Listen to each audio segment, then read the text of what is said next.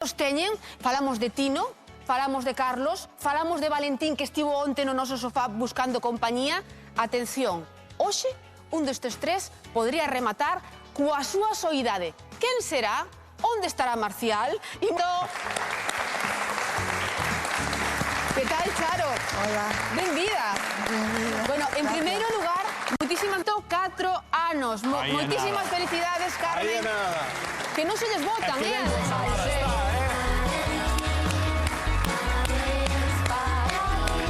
Que ben conservada está Carmen. Dicos, Carmen. Queremos fotos de moitos máis centenarios e moitas máis centenarias por toda Galicia. Temos outra. Felicitamos tamén a Enma da Coruña, que hoxe, tampouco está nada mal, cumpre 83 anos. Bicos, Enma. Bicos para Carmen e para Enma. Moitos parabéns.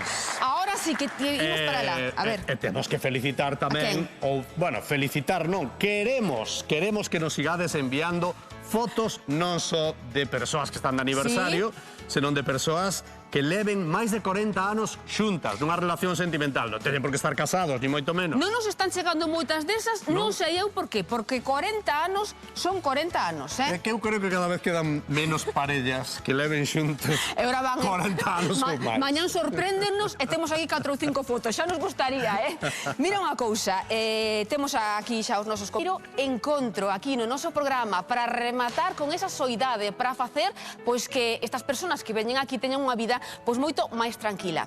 Eu volvemos a Charo, desde logo, Charo, eu sí que che vexo algo. Temos en directo, estamos a piques de asistir ao primeiro encontro en compañía de Loli. Fómonos a publicidade de novo con esa intriga, que será...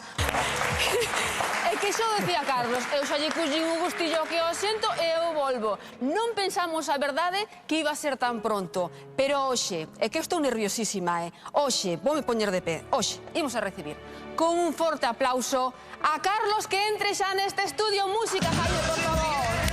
Os convidados de hoxe, bueno, primeiro de nada, que vos pareceu este momento, Flor? Súper. Moi quixa na pantalla. Natalia, que lle dirías de túa nai?